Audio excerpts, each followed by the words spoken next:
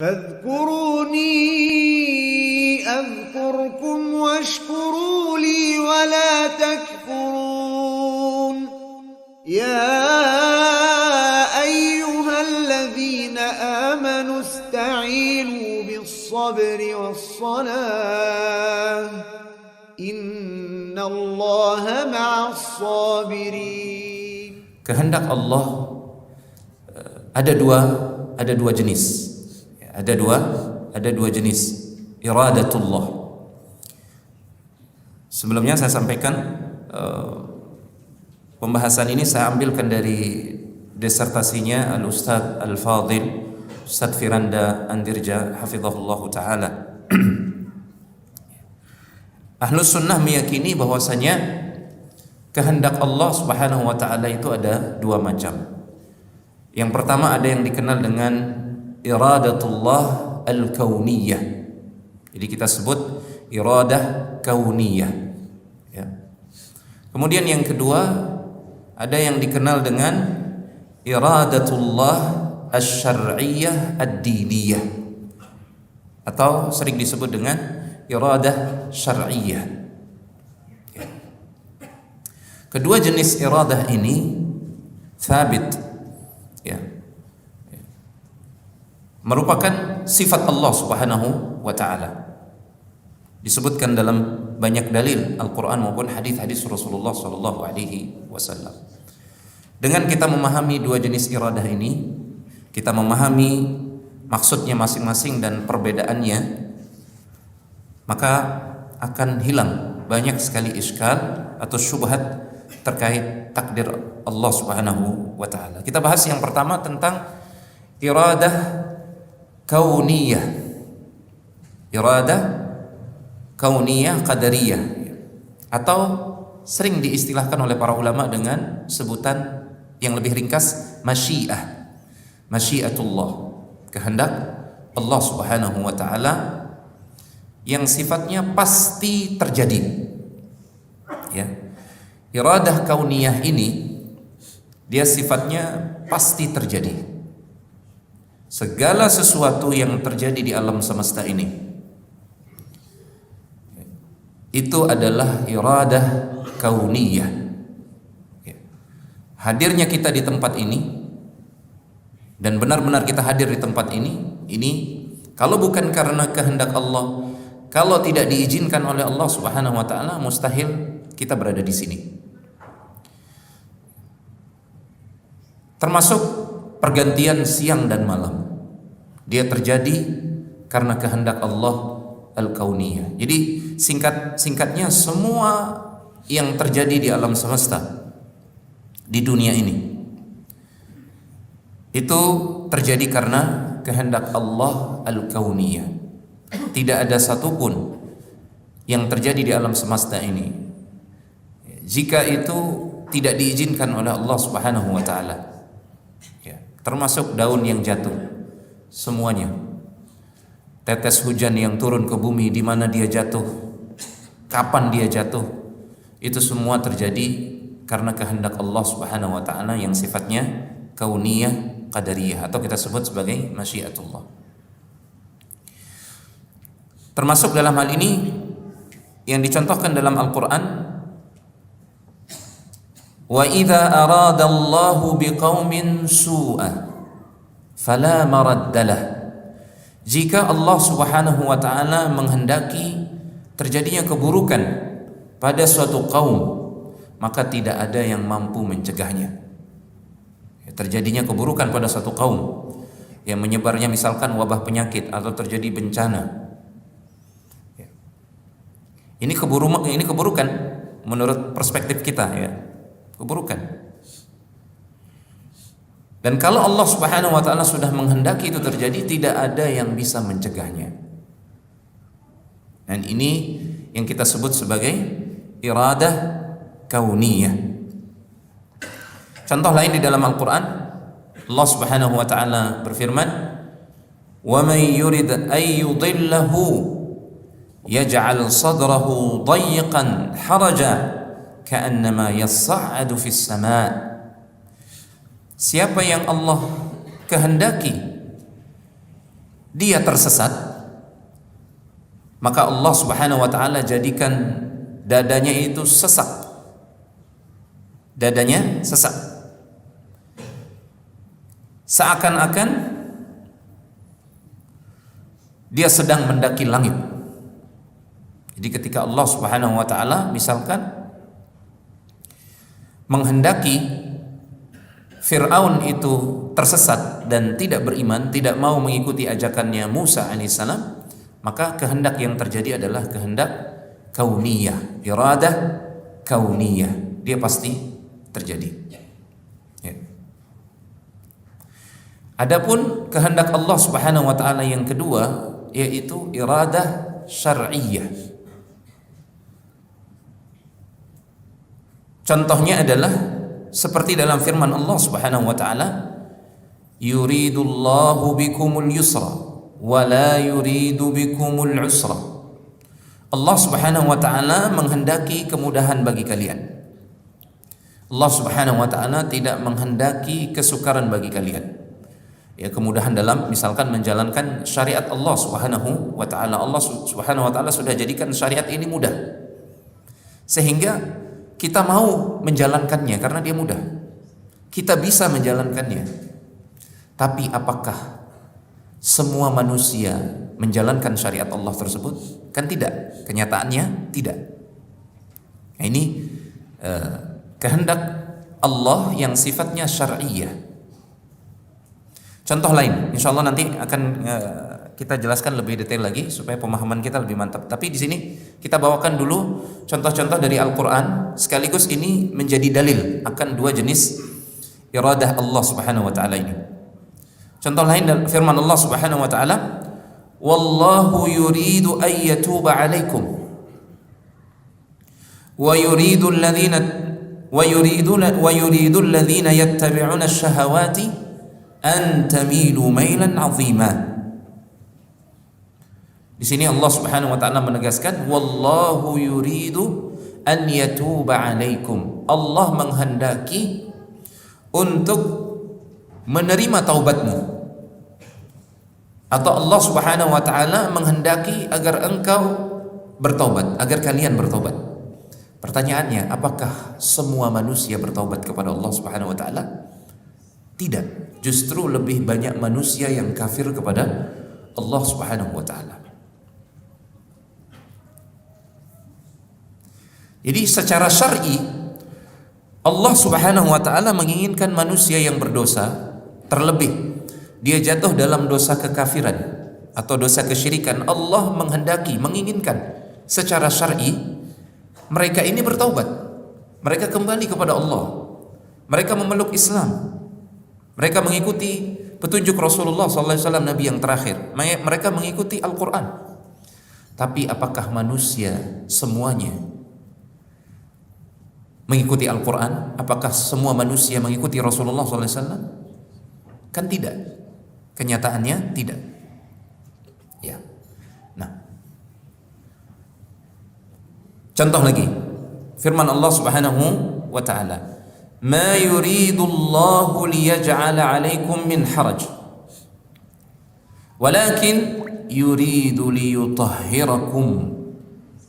Allah Subhanahu wa taala tidak hendak menyulitkan kalian dalam urusan agama ini, dalam urusan syariat ini. Syariat kita mudah. Tetapi Allah Subhanahu wa taala hendak atau menginginkan untuk liyutahhirakum, untuk menyucikan kalian, membersihkan kalian dari dosa-dosa. Tapi apakah semua manusia suci dari dosa? Kan tidak. Ya, Allah Subhanahu wa taala secara syar'i ingin agar manusia ini menyucikan diri, bertobat kepada Allah Subhanahu wa taala, kemudian melakukan amal saleh. Kalau mereka jatuh dalam kesalahan, mereka beristighfar kepada Allah Subhanahu wa taala. Itu keinginan Allah secara syar'i. Namun tidak mesti terjadi. Ya, karena para ulama mengatakan kehendak Allah Subhanahu wa taala secara syar'i di situ juga terlibat kehendak manusia. Kehendak manusia. Karena kehendak manusia boleh jadi terjadi atau terwujud manakala dia bersesuaian dengan iradah kauniyah.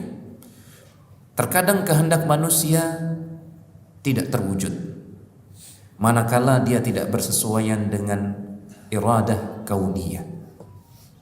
Baik, kita akan lebih dalam lagi berikan contoh. Ini pemahaman ini harus kuat di kita dan harus benar pemahaman kita terkait ini. Kalau tidak, maka akan rancu pemahaman kita terkait takdir Allah Subhanahu wa taala.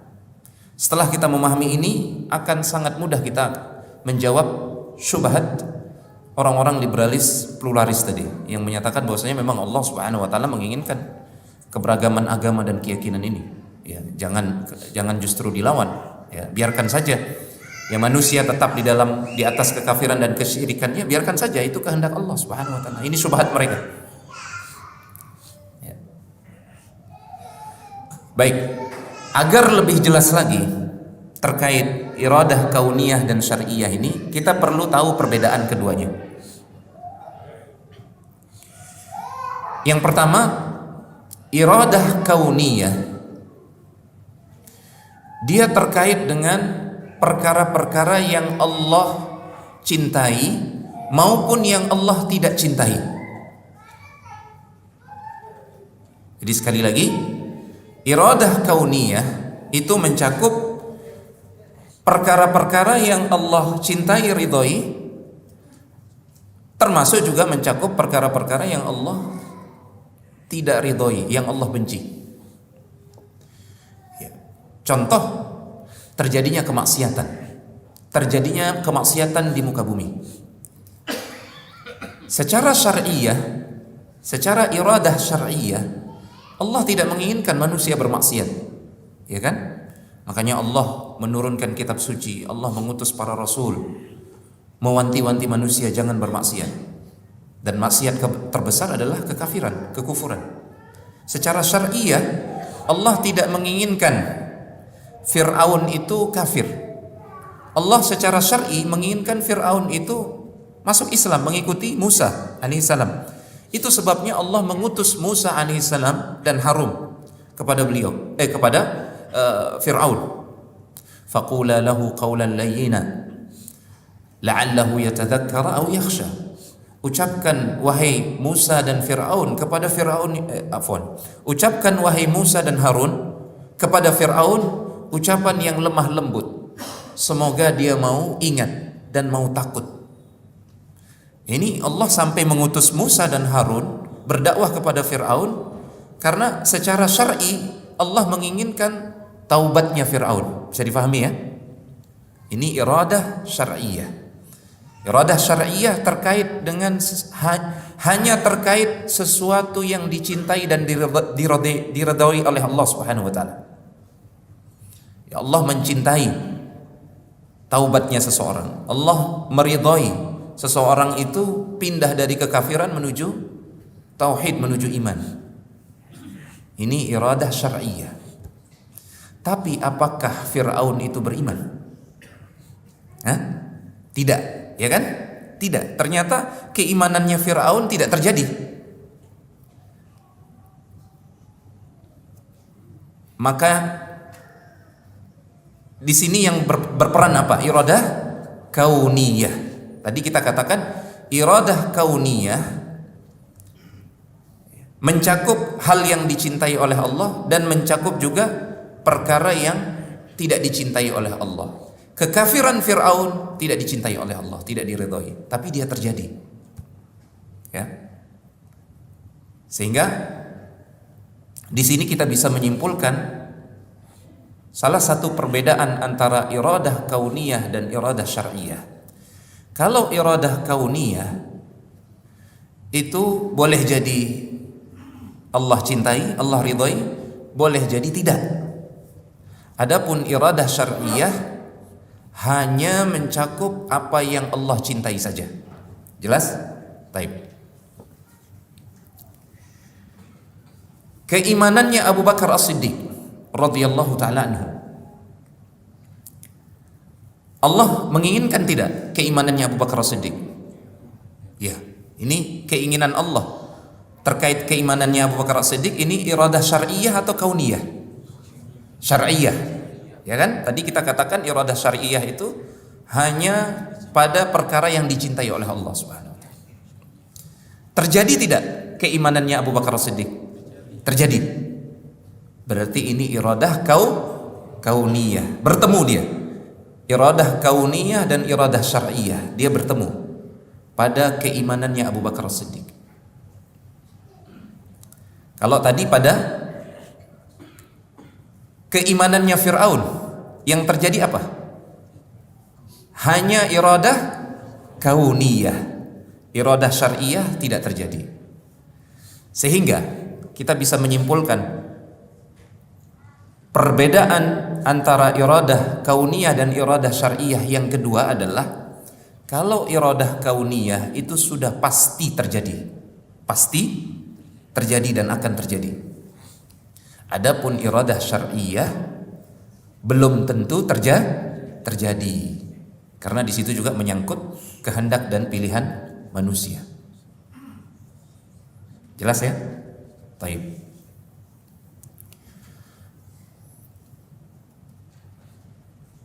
Kemudian berikutnya Allah Subhanahu wa taala menginginkan dan mentakdirkan terjadinya keburukan, bahkan terjadinya kemaksiatan di muka bumi. Allah tidak menginginkan zat kemaksiatan tersebut, tapi hikmah di baliknya. Ini iradah kauniyah. Saya ulangi. Memang agak berat pembahasan ini jamaah, tapi insyaallah kita ulang-ulang biar lebih paham. Contoh iblis, penciptaan iblis. Iblis ini kan makhluk yang subhanallah kafir kepada Allah Subhanahu wa taala, bahkan dia bersumpah untuk mengkafirkan manusia. Buruk apa tidak ini? Buruk. Secara syar'i dicintai ataukah dibenci oleh Allah? Dibenci oleh Allah Subhanahu wa taala. Namun iblis dalam menjalankan misinya berhasil atau tidak?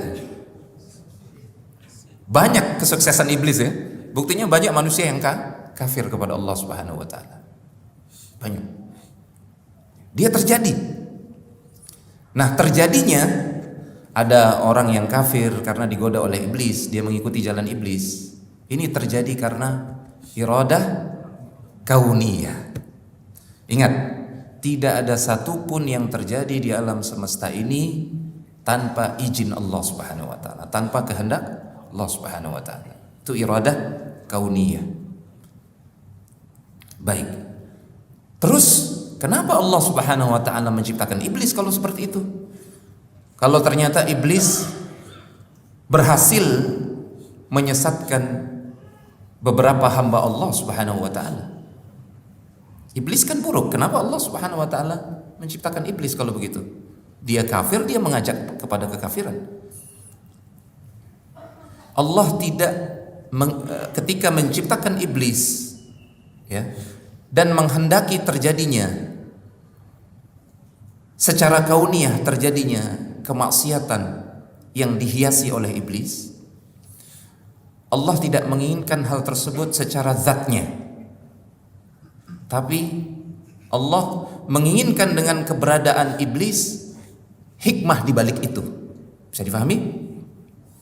Dengan keberadaan iblis akan ada hamba-hamba Allah yang bertaubat, akan ada hamba-hamba Allah Subhanahu wa taala yang berjihad melawan iblis dari kalangan jin maupun manusia. Dan akan ada banyak ketaatan-ketaatan yang dicintai oleh Allah Subhanahu wa taala.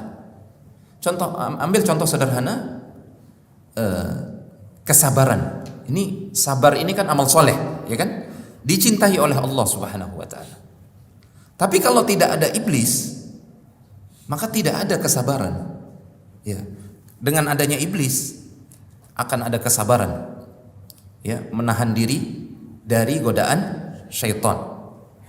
Ini hal-hal yang dicintai oleh Allah Subhanahu wa ta'ala. Dengan adanya iblis akan ada orang yang tergelincir mengikuti jejak iblis, kemudian mereka bertaubat. Nah, taubatnya mereka ini dicintai oleh Allah Subhanahu wa ta'ala. Kalau tidak ada iblis, tidak ada orang yang bertaubat, tidak ada yang melakukan kesalahan, sehingga tidak ada yang Allah Subhanahu wa ta'ala berikan taubat. Padahal salah satu nama dan sifat Allah Subhanahu wa ta'ala, perhatikan ini, kembali lagi kepada nama dan sifat-sifat Allah Subhanahu wa ta'ala. Padahal di antara nama dan sifat Allah Subhanahu wa ta'ala adalah At-Tawwab, Al-Ghafur, yang maha memberi dan menerima taubat, yang maha menerima yang maha mengampuni, Al-Afu, yang maha memaafkan. Ya. Sehingga kalau tidak ada iblis, sifat-sifat Allah Subhanahu wa ta'ala ini tidak akan terlihat. Tidak akan terlihat. Neraka itu keburukan. Kenapa Allah Subhanahu wa ta'ala menciptakan neraka? Karena Allah Subhanahu wa ta'ala memiliki sifat keadilan yang sempurna. Ya. Ada banyak manusia yang kafir, yang zalim, yang pernah hidup di muka bumi, belum sempat ditegakkan keadilan kepada mereka di dunia. Maka dengan adanya neraka, keadilan itu akan jadi tegak. Dan menegakkan keadilan yang sempurna itu adalah sifat Allah Subhanahu wa ta'ala. Maka Allah Subhanahu wa ta'ala menciptakan neraka. Ya. Ini iradah kauniyah. Allah tidaklah menghendaki secara kauniyah suatu keburukan secara zatnya, tapi Allah menghendaki karena ada hikmah di baliknya. Ini iradah kauniyah. Adapun iradah syar'iyyah, maka Allah memang menghendakinya secara zatnya. Allah menghendaki manusia bertaubat. Ya. Taubat ini secara zatnya dicintai oleh Allah Subhanahu wa ta'ala. Ya. Ketika ada manusia yang bertaubat, maka dia terjadi secara kauniyah dan sesuai dengan iradah syar'iyyah. Ya. Ini 3 perbedaan antara iradah kauniyah dan iradah syar'iyyah. Baik, saya tanya sekarang. Keimanannya Abu Talib ini iradah apa? Perhatikan pertanyaannya. Keimanannya Abu Talib ini termasuk iradah kauniyah atau syar'iyyah? Syar'iyyah. Allah menginginkan Abu Talib itu beriman. Allah senang kalau seandainya Abu Talib itu beriman. Tapi apakah Abu Talib beriman? Tidak. Nah, tidak berimannya Abu Talib ini kauniyah atau syar'iyyah? Kauniyah. Sekarang mulai paham ya? Baik. Satu lagi yang ingin saya tambahkan, iradah kauniyah Allah Subhanahu wa ta'ala berdiri di atas kesempurnaan hikmah, ilmu dan keadilan Allah Subhanahu wa ta'ala. Ini perlu dicatat. Ya. Jadi antum jangan mau dibisiki oleh iblis syubhat-syubhat. Ya, Allah tidak adil karena Allah tidak memberikan hidayah kepada Abu Talib, justru memberikan hidayah kepada Abu Sufyan yang pernah memerangi Rasul alaihi salatu wassalam. Ini bisikan syaitan. Prinsipnya adalah iradah kauniyah berdiri di atas ilmu Allah yang maha sempurna, hikmah Allah yang maha sempurna, dan keadilan yang maha sempurna.